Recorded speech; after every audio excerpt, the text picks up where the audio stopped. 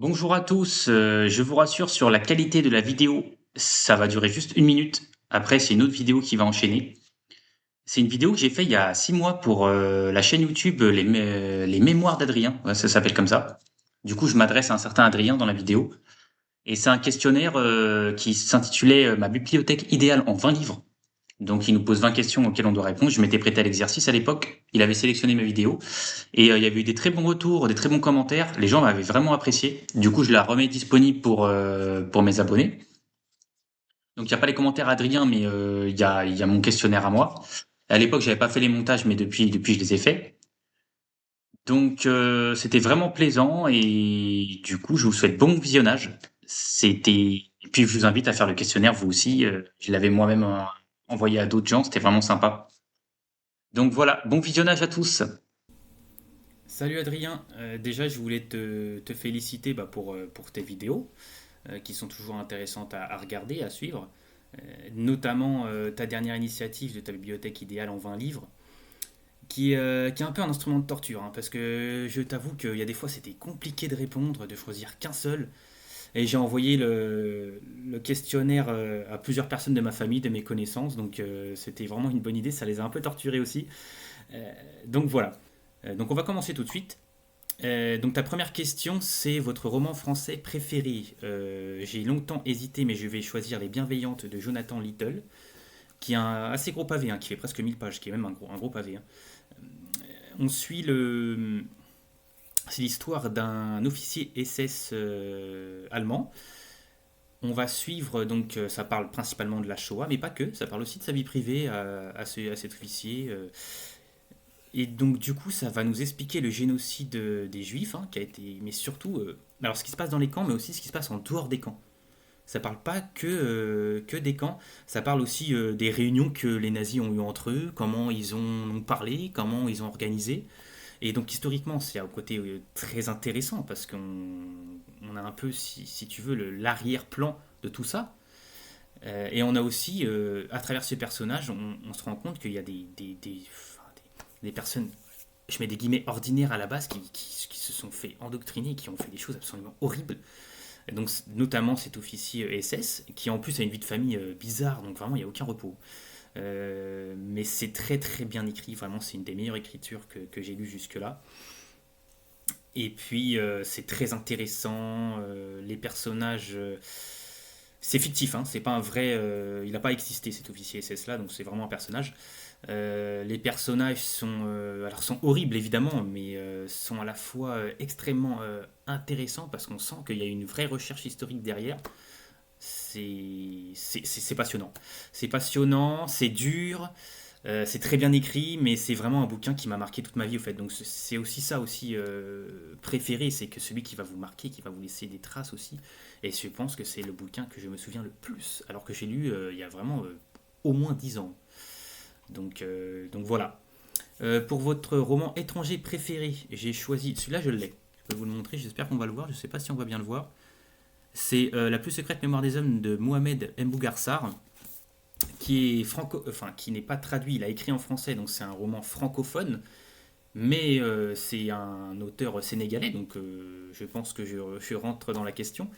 Donc c'est fantastique. C'est le prix Goncourt 2021, si je dis pas de bêtises. Il y a des prix concours, enfin les prix concours se vendent toujours plutôt bien, mais il y en a qui sont beaucoup mieux que d'autres. Et j'ai l'impression que c'est un prix concours que tout le monde ne connaît pas vraiment. Il y a des fois quand j'en parle, les gens ne connaissent pas. Et ce qui n'est pas du tout un tort, hein, mais prix concours, on pourrait s'attendre que ce soit très connu, mais au fait, je ne sais pas s'il est si connu que ça. Mais c'est fantastique. C'est vraiment un roman. Je pense, si je devais choisir une écriture qui m'a le plus frappé. Enfin, c'est la meilleure écriture peut-être que j'ai lue dans ma vie. C'est fantastique c'est fantastiquement écrit. Ça parle de tout. Ça parle de la colonisation. Ça parle du sexe, de l'amour. Ça parle. Enfin, et tout ça. En fait, moi j'aime bien les bouquins comme ça qui parlent vraiment de beaucoup de choses avec une écriture fantastique. Et alors, il y a une histoire, c'est quand même un manuscrit qui détiendrait une vérité absolue. C'est-à-dire que celui qui lirait ce livre aurait ce livre en cette possession. S'il le lit, il s'élève par rapport aux autres. Il détient une sorte de savoir absolu. Donc c'est un livre que un peu mythiques comme ça que les gens essayent de s'acquérir, dont le narrateur, et qui va, à travers cette quête-là, parler de sa famille, enfin des femmes qu'il a connues dans sa vie. Enfin, c'est dur en fait à résumer parce que c'est immense. On voyage aussi, ça se passe dans plusieurs pays, donc et c'est aussi un hommage à la littérature fantastique. Moi, en fait, j'aime bien les livres qui parlent de livres, c'est mon côté un peu gourmand. Quand je mange, je parle de nourriture, et quand je bois un vin, je parle d'un autre vin. Donc, c'est mon côté peut-être gourmand, mais j'adore les bouquins qui parlent de livres, en fait, tout simplement. Donc, c'est très bien écrit. Je vais essayer de faire court parce que j'ai été un peu long sur ces. Je vais être plus rapide après. Mais vraiment, ce bouquin est vraiment génial. Ensuite, le cadeau qui vous a le plus touché. Alors, je ne sais pas si on le voit bien là. C'est Avant Adam de Jack London, qui est assez joli d'ailleurs. C'est mon ami qui me l'a offert, et au fait, elle m'en a offert d'autres, mais je n'ai pas lu celui-là encore d'ailleurs. Je ne l'ai pas encore lu. J'ai lu les autres, mais pas celui-là. Et en fait, c'est mon bouquin préféré. Bon, c'est un peu égocentré, hein, c'est un peu intime, mais c'est parce qu'elle m'a écrit un poème à la fin du bouquin. Donc, bah, forcément, ça m'a touché. Donc, c'est le cadeau qui m'a le plus ému, on va dire. Ensuite, votre biographie préférée. Alors, je ne lis pas vraiment de biographie, mais je pense que c'est ce qui va se rapprocher le plus. Donc, c'est un livre de Laurent Sextic qui raconte les derniers jours de Stefan Zweig. Je ne sais pas si je le prononce bien, Zweig, parce que d'ailleurs, c'est un de mes écrivains que j'adore, mais je ne sais pas si je prononce bien son nom. En fait, tout le monde, j'ai l'impression qu'il y a des gens qui le prononcent différemment. Donc, ça raconte ces derniers jours de Stefan Zweig, qui d'ailleurs a fait des biographies fantastiques à ce qui paraît. Donc, c'est assez intéressant. C'est ce qui rapproche le plus d'une biographie, je pense, dans ce que j'ai lu. Donc ça va, je crois qu'il a immigré au Brésil ou en Argentine, enfin en Amérique du Sud, lors de ces derniers jours, et ça raconte un peu ces derniers jours qui sont d'ailleurs une fin. Bon, je ne raconte pas la fin, mais c'est très émouvant. Je ne l'ai pas mis dans les livres qui m'a fait pleurer, mais il m'a ému celui-là aussi. Donc voilà, c'est ce qui se rapproche le plus, je pense, d'une biographie dans ce que j'ai lu. Mais c'est vrai que j'en lis pas forcément. Ensuite, question 6, le roman qui vous a fait pleurer. Alors, j'ai jamais pleuré vraiment devant un roman, mais là, j'avais les larmes à l'œil quand même. C'est Je ne veux pas de Eva Haggard, qui est une autrice danoise, qui parle. C'est une femme qui se réveille un matin et qui se souvient juste de cette phrase, Je ne veux pas, qu'elle a dit ça plusieurs fois la veille, et elle comprend qu'elle s'est fait agresser sexuellement lors de cette soirée de la veille. Mais comme elle a beaucoup bu, c'était en boîte, je crois, enfin, elle est sortie en discothèque, elle a beaucoup bu, donc elle se souvient pas vraiment de ce qui s'est passé. Mais c'est juste elle se souvient qu'elle a été abusée sexuellement. Elle a des flashs comme ça. Donc elle va essayer de remonter au fait, de savoir ce qui s'est passé. En plus, vraiment c'est un personnage qui est très émouvant parce que c'est une jeune maman, donc son nouveau-né lui prend beaucoup de temps, et c'était un peu la soirée, cette fameuse soirée où tout a dégénéré. C'était un peu la soirée où elle retrouve un peu sa jeunesse, elle sort avec sa copine, donc on est content pour elle, et puis il se passe ça, donc du coup on est dégoûté pour elle, quoi. Et puis les autres personnages, donc son mari, sa famille, comment ils réagissent, elle-même comment elle réagit, c'est très émouvant, c'est très pudique, bizarrement. C'est vraiment, il y a beaucoup de pudeur, et c'est ça que j'ai bien aimé dans ce roman, c'est que c'est pas larmoyant. Des fois, tu sais, il y a des auteurs, on a l'impression qu'ils sont là derrière, allez, tu vas pleurer, ils veulent absolument procurer une émotion énorme. Alors que là, c'est fait avec beaucoup de pudeur, et justement, c'est ça qui est très émouvant. Donc voilà, j'ai choisi celui-là. Ensuite un livre que vous avez détesté. Alors, il y en a beaucoup. J'ai plus aimé de livres que détesté, forcément, largement, heureusement. Mais bon, je lis depuis que j'ai 7-8 ans, donc forcément des déceptions, il y en a eu. Je vais en prendre deux, je vais un peu tricher, parce qu'au fait, ça a eu un peu les mêmes conséquences. C'est pour le même motif, et il y a eu des conséquences un peu similaires après. Alors, c'est Les pauvres gens de Dostoevsky, et La vallée des rubis de Joseph Kessel. Je l'ai celui-là. Bon, c'est un peu curieux de montrer un livre que j'ai pas aimé, mais et au fait, on s'ennuie. On s'ennuie dans les deux, donc dans Les pauvres gens de Dostoevsky, désolé. Et La vallée des rubis de Joseph Kessel, on s'ennuie au fait. Et c'est de l'ennui. Je sais pas forcément.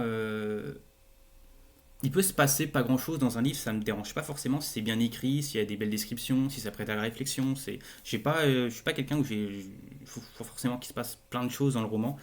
Mais là, c'est vraiment de l'ennui ennuyeux. Il ne se passe rien. La Vallée de Rubis, on va dans des mines de diamants, il nous explique pendant des pages comment ça, enfin, ça m'a pas du tout intéressé. Les pauvres gens, c'est une histoire d'amour un peu épistolaire, c'est ennuyeux, il se passe rien. Enfin, vraiment, j'ai pas. Et en fait, les conséquences, c'est que je n'ai pas lu d'autres livres de ces auteurs. Ça m'a un peu bloqué. C'est les premiers livres que j'ai lus d'eux. Et du coup, je sais que je dois lire Le Lion, je sais que je dois lire Les Frères Karamazov, enfin, je sais tout ça. Mais ces deux auteurs-là, bah, du coup, j'en ai pas lu d'autres. Ça m'a un peu freiné, surtout que quand tu sais qu'ils écrivent des bouquins qui sont parfois, par exemple, Les Frères Karamazov, c'est plus de 1000 pages. Donc quand t'as pas aimé un bouquin du même auteur de 100 pages, t'es un peu réticent à aller vers celui de 1000 pages, quoi. Donc voilà, c'est vraiment les deux bouquins, c'était d'un ennui mortel. Ensuite, la pièce de théâtre préférée. Alors la question pour moi, du coup, c'était... Enfin, la réponse, c'était Jean-Paul Sartre. Mais quel recueil de Jean-Paul Sartre? C'était ça, pour moi, le débat, il était là. Donc j'ai choisi Huis clos, parce que pour moi, Jean-Paul Sartre, c'est vraiment enfin, le meilleur dans ce domaine-là. J'ai choisi Huis clos, j'aurais pu en choisir d'autres, j'en ai d'autres, j'ai pas celui-là, donc... mais c'était très bien. Je vais pas m'attarder plus, parce que j'ai pas envie d'être trop long. J'espère que je suis pas trop long d'ailleurs depuis tout à l'heure. Je suis un peu désolé si je prends trop de temps. Je vais essayer de passer assez vite sur certaines questions. Donc voilà, Huis clos de Jean-Paul Sartre. Pour le recueil de poésie que vous avez préféré, je ne lis pas du tout de poésie, donc ça va sembler curieux, mais je vais lire le seul recueil de poésie que j'ai lu dans ma vie. Je vais dire le seul, c'est le seul que j'ai lu au fait. Donc c'est Le Voyageur absent de Jean. J'ai même mis le nom là. J'ai même mis le nom là pour me souvenir parce que je me souviens plus. Orisé, Jean Orisé, Le Voyageur absent. C'est un tout petit bouquin qui fait peut-être 50 pages. Et à l'époque, on n'arrêtait pas de nous parler de poésie, tout ça, donc je me suis dit, bon, bah, je vais essayer. J'ai commencé par un tout petit, en fait. Vraiment, je l'ai pris pour ça, parce qu'il était tout petit. Et je me suis dit, bah, si ça me plaît pas, c'est que 50 pages, ça va aller très vite. Ça m'a pas fait grand-chose, donc voilà, mais je crois que la poésie, je pense pas que c'est fait pour moi. Je pense que c'est quelque chose qui m'atteint pas vraiment. Donc voilà. Le livre qui vous a fait le plus rire, alors j'ai choisi une BD, c'est Léonard le Génie. J'ai oublié l'auteur, je suis vraiment désolé, l'illustrateur aussi. Alors que pourtant je les lis tout le temps. Mais c'est une saga, donc c'est un génie. Enfin, c'est vraiment drôlissime. C'est un génie avec un disciple qui est empoté comme pas possible, et le génie est tyrannique, il lui fait faire n'importe quoi. Et la seule saga où vraiment j'ai pas juste souri, j'ai explosé de rire. Vraiment, j'étais plié. J'ai eu des fous rires. Donc voilà, je choisis ça sans hésiter. Pour le bouquin qui vous a fait le plus lire, je ne sais pas si c'était en termes de pages ou dans le sens ce qui vous a fait le plus lire par la suite. Mais de toute façon, pour moi, c'est le même, je pense. Donc c'est la saga La guerre des clans de Erin Hunter, qui, je tiens à le préciser, est un collectif d'auteurs. J'ai appris ça il y a 6 mois, hein. J'ai commencé à lire La guerre des clans, j'avais peut-être 8 ans, et j'ai appris qu'il y a 6 mois que c'était un collectif d'auteurs, en fait, Erin Hunter. Il y a des Anglais, des Canadiens, il y a peut-être des Américains, peut-être même des Français, je sais plus trop. Et donc ils ont coécrit ça, cette saga fantastique qui... en fait, c'est en lisant cette saga, c'est pas les premiers romans que j'ai lus, mais c'est en lisant cette saga que je me suis dit, ok, la lecture, c'est pas une, un passe-temps passager, c'est pas une petite passion que des fois qu'on a quand on est jeune, comme ça, qui dure 6 mois, un an, et puis après ça s'arrête, on passe à autre chose. Je vais lire toute ma vie. Je l'ai compris en lisant ça, je me suis dit, là, c'est une passion qui restera. C'est trop fantastique de lire. Et je l'ai vraiment compris au fur et à mesure de cette saga. Donc voilà. Ensuite, je retourne ma petite feuille parce que j'ai noté les questions pour pas oublier. Votre roman historique préféré? Alors celui-là, je l'ai aussi. C'est Convoi pour Samarcande de Gouzel Yakina. J'aurais pu j'en ai d'autres, hein. J'ai Zuleika ouvre les yeux, j'ai Les enfants de la violence de la même autrice qui est une de mes autrices préférées. Mais j'ai pris celui-là parce que le livre, vous voyez, il est vraiment beau. Mais je pense que Zuleika ouvre les yeux est encore meilleur. Mais de toute façon, tous ces romans sont géniaux. Là, ça se passe dans les années 20 en URSS, qui est vraiment qui traverse une crise de famine terrible. Et du coup, ils ont l'idée pour les enfants en bas âge, enfin entre, je sais pas, ils ont entre 6 et 15 ans, je crois, de les envoyer vers l'est du pays qui se porte mieux apparemment économiquement. Bon, ça m'a un peu surpris l'idée, mais à ce qui paraît, il y avait des convois qui se déplaçaient comme ça, donc on mettait des enfants dans des trains et on les envoyait à l'est du pays pour qu'ils aient un peu une meilleure vie. Ça part de Kazan et ça finit donc à Samarcande. Et c'est vraiment, il y a rien, il n'y a pas de moyens. Donc il y a un personnage, donc le chef du convoi qui s'appelle Dave, qui est un personnage avec une combativité exceptionnelle. Vraiment, c'est un des personnages qui m'a le plus marqué. Mais de toute façon, dans les livres de Gouzel Yakina, tous ces personnages restent en tête. Ils ne partent pas. Ils restent dans l'esprit. Et donc il va se battre, il va s'arrêter dans les villages pour essayer de trouver la nourriture, pour essayer de maintenir les enfants en vie. Parce que là, on a ce niveau-là, hein. C'est pour que les enfants survivent, hein.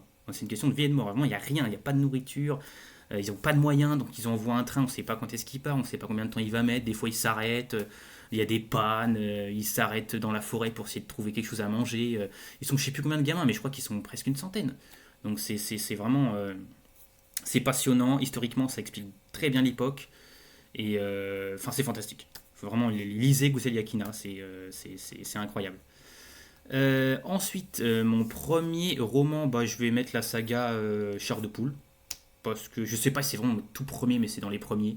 Et c'est ceux qui m'ont qui m'ont vraiment marqué aussi. Donc de Steen, l'auteur, c'est ça, je crois.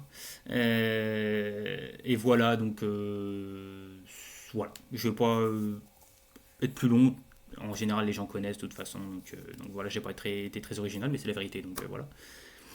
Ensuite, votre premier choc avec un classique, je mettrai Le Hussard sur le toit de Jean Genot, qui d'ailleurs il y a eu un film. Si je trouve cet auteur Jean Genot vraiment fantastique, celui-là c'est pour moi c'est son chef-d'œuvre absolu. Il est vraiment encore au-dessus des autres. Mais c'est le seul, enfin le seul pas du tout, c'est pas du tout le seul, mais c'est pour moi c'est le meilleur dans la description du monde paysan, mais pas que les paysages, vraiment la terre, la matière. Et le hussard sur le toit, ça parle un peu d'autre chose, mais pareil, il y a un des personnages, le médecin, enfin je vais pas raconter l'histoire parce que ça va être trop long, mais il y a un personnage qui m'a marqué à vie aussi. Donc Jean Genot, pour moi, il peut regarder les meilleurs droit dans les yeux. On ne le met pas souvent parmi les plus hauts, entre guillemets, mais pour moi, c'est vraiment un des meilleurs auteurs, en fait, vraiment. Et c'est un de mes bouquins de façon préférée, all time. Ensuite, la BD ou le manga que vous préférez, donc j'ai longtemps hésité aussi, mais je vais prendre, ça va être un peu surprenant, mais je vais prendre Kid Paddle de Midam parce que, en fait, la BD, je lis des BD adultes aussi, hein. Enfin, c'est aussi pour les adultes, hein, Kid Paddle. La preuve, je les lis encore. Mais c'est vrai que la BD, ça a gardé un peu cette image pour moi. C'est pas du tout méprisant, hein, mais quand j'ai envie de rigoler ou c'est en fait le franco-belge. Je lis beaucoup de franco-belge en BD, donc j'ai lu plein de sagas comme ça. Et Kid Paddle, c'est vraiment celle. L'idée, c'est vraiment une idée extrêmement originale. Donc ce gamin qui est fan de jeux vidéo, son père qui comprend pas du tout ce qu'il fait, il a ses copains, ils vont dans des dans des salles d'arcade extrêmement vintage, et des fois il y a cette idée très originale d'être directement le personnage d'un jeu vidéo, et ça permute comme ça entre réalité et jeu vidéo. Enfin, l'idée est géniale, c'est très drôle en plus, donc vraiment c'est réussi. Ensuite, le roman qui vous a rendu fou, bah, il est là. Je suis en train de le lire, c'est Les Fleurs du Mal de Charles Baudelaire. Donc deuxième tentative de ma vie pour la poésie. Je lis un poème par jour en fait. Je me suis dit voilà, t'es pas trop fan de poésie, donc lis-toi juste un petit poème par jour pour voir si t'aimes bien. Et ça me rend fou parce que ça ne me fait absolument rien. Je suis complètement hermétique, ça ne me touche pas. Je sais pas si je suis cinglé ou pas, parce que tout le monde me dit que c'est... voilà, je sais que j'ai un chef-d'œuvre dans les mains, hein, mais ça ne me fait rien. Je peux pas faire semblant, je vais pas dire que ça me plaît alors que ça ne me fait absolument rien. Donc je crois que la poésie, peut-être que je ferai un dernier essai avec un recueil de poésie plus contemporain. Je sais pas si c'est ça qui fait que ça me... Enfin, je sais pas, mais ça ne me fait rien. Je ressens absolument rien, donc voilà. La poésie, c'est peut-être pas fait pour moi, tout simplement. Donc, voilà. Ensuite, le bouquin qui vous a énervé. Alors, on voit pas bien le titre parce que c'est un peu effacé. C'est La soif de Jonesbo, qui est un auteur de polar que j'apprécie plutôt. Là, il a fait un bouquin, c'est un livre assez épais, il fait presque 800 pages. Et au fait, pendant 700 pages, c'est un très bon polar, c'est très bien écrit, les personnages, il y en a beaucoup, mais ils sont bien dispatchés, si j'ose dire. Donc on se perd pas, c'est un très bon polar en fait, c'est un très bon polar. Et les 50 dernières pages sont catastrophiques. Vraiment, il a fait une fin. En fait, on a l'impression qu'il en avait marre de son livre, qu'il savait pas comment finir et qu'il était peut-être déjà en train de penser au prochain livre qu'il allait écrire. Il s'est dit, oh, ça me saoule, et puis il a fait une sorte de gribouillage pour la fin. Ça n'a ni queue ni tête. J'ai rigolé tellement que c'était ridicule. La fin est grotesque. Donc l'auteur te fait un polar fantastique pendant 700 pages. Donc toi, pendant 700 pages, t'es là, c'est haletant, tu tournes les pages, t'as envie de savoir la fin, et la fin est lamentable. J'ai déjà eu des fins décevantes, notamment dans les policiers, c'est quelque chose qui m'est déjà arrivé. Mais là, Ça m'a énervé, j'ai fermé le livre et j'ai même attendu 2 semaines avant de lire les 20 dernières pages parce que c'était déjà en train de faire un massacre. Je savais que ça allait être un massacre qui allait continuer. Donc j'ai quand même lu pour dire, bon, bah, je vais pas laisser que 20 pages. Donc je l'ai lu, mais ça m'a énervé. J'ai fait, mais comment on peut le laisser? Comment? Est-ce qu'il y a des gens qui ont lu, qui ont relu sa fin avant qu'il la publie? Je sais pas. Comme c'est un auteur un peu connu, peut-être qu'on vérifie. Il a une sorte de confiance de sa maison d'édition. On relit peut-être pas. Mais enfin, je trouve ça fou que des gens ont dit, oui, oui, c'était bien, c'est une bonne fin. Allez, publie ça. Je trouve ça fou. C'est nullissime. La fin est catastrophique. Donc bon. Mais si quelqu'un me dit est-ce que je devrais lire, je dis oui, lis-le, hein, tu vas passer un bon moment. Hein, mais la fin et les fins est nulle. Il n'y a pas d'autre mot, c'est nul. Donc voilà. Donc ça m'a vraiment énervé parce que bon, 700 pages de. Donc 95% du bouquin est super, mais il y a les 5% qui cachent tout en fait. Ensuite, un bouquin que je vais lire prochainement, c'est La plaisanterie de Milan Kundera, qui j'avais lu il y a longtemps L'insoutenable légèreté de l'être, et là plus récemment Risible amour que j'ai adoré. Donc je pense que c'est un auteur que de toute façon, la plupart du temps, je vais aimer ses bouquins. Donc à chaque fois, je le recule un peu parce que je me lance dans autre chose, je lis autre chose, mais cette année, je le lis. Voilà, je me suis fait la promesse, je le lis cette année, celui-là. Et donc voilà, j'ai vraiment hâte. Ensuite, un livre qui mériterait d'être plus connu. Alors là, c'est pareil, il y en avait plein. Franchement, je pense que sans exagérer, j'aurais pu en mettre 100. Mais j'ai choisi Les pêcheurs de Chikosi Obioma, qui est un auteur nigérien. Et au fait, il en a fait. En fait, j'ai choisi lui parce que il y a plein d'auteurs où j'ai lu un bouquin et je me dis c'est génial, pourquoi c'est pas plus connu. Mais celui-là, tous ses bouquins sont super. Et donc, il a aussi écrit la prière des oiseaux, par exemple, qui était fantastique aussi. Donc, j'aimerais vraiment qu'il. Je pense pas qu'il est totalement inconnu, mais en général, quand j'en parle autour de moi, les gens connaissent pas. Donc, je pense qu'il est quand même peu connu. Il y en a plein d'autres. Hein. J'ai pensé, par exemple, j'ai lu il y a récemment Carpath de Liliana Lazar, qui est une écrivaine franco-roumaine. C'était génial aussi. Elle est vraiment très peu connue, je crois, pour le coup. Mais lui, j'ai voulu le mettre vraiment en avant parce que je trouve qu'il est vraiment très, très, très bon. Et pour moi, c'est un peu c'est personnel, mais pour moi, il mériterait d'être vraiment plus connu, quoi. Ensuite, le bouquin offert par votre moitié, je crois que c'était ça. Mais du coup, moi, j'ai vu qu'on pouvait tricher un peu, donc je vais faire pour toute la famille. Je vais prendre un bouquin qui a été conseillé par ma mère. Alors, pour la petite histoire, je vais essayer de faire très rapide parce que je sais que je suis presque à déjà 22 minutes. Désolé, c'est trop long. Mais au fait, quand j'étais petit, bah, ma chambre, c'était la bibliothèque de la maison. Donc, en fait, il y avait les étagères, les livres et il y avait mon lit. Donc, j'avais juste à faire ça pour. Donc, c'est pas ma mère qui m'a fait lire, c'est plutôt un ami, mais c'est elle qui m'a rendu les livres accessibles et qui a fait que j'ai continué à lire. C'est plutôt ça. Et donc, 90% de sa bibliothèque, c'est soit de la littérature française ou américaine. Elle est vraiment très axée sur ses. Elle adore la littérature américaine. Donc, j'ai pris un auteur américain. C'est Le Prince des Marais de Pat Conroy c'est celui où j'ai hésité avec votre roman étranger préféré. Hein. J'aurais pu mettre celui-là. Ou même Le Grand Santini, qui est un autre de lui, qui est aussi fantastique. Et j'ai aussi Saison Noire, là, qui est là, que j'ai lu il y a peu, qui est peut-être pas à la même hauteur, mais qui est très bon aussi. Ça parle de basket.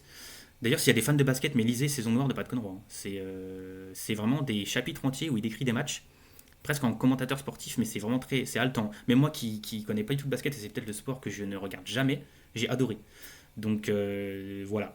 Mais voilà, Le Prince des Marais de Pat Conroy, pour moi, c'est son chef-d'œuvre absolu. Et ça, du coup, bah, merci maman de me l'avoir conseillé parce que c'était vraiment. C'était incroyable. C'est un gros bouquin aussi, hein, ça fait presque 1000 pages. Mais c'était vraiment une très très très très bonne recommandation. Donc voilà, j'ai fini. J'espère que c'était pas trop long. Désolé Adrien si tu trouves que c'est long, je me rends pas trop compte. Donc bah, merci à toi pour tes vidéos et puis ça a été un plaisir de la faire pour moi. Et puis bonne continuation.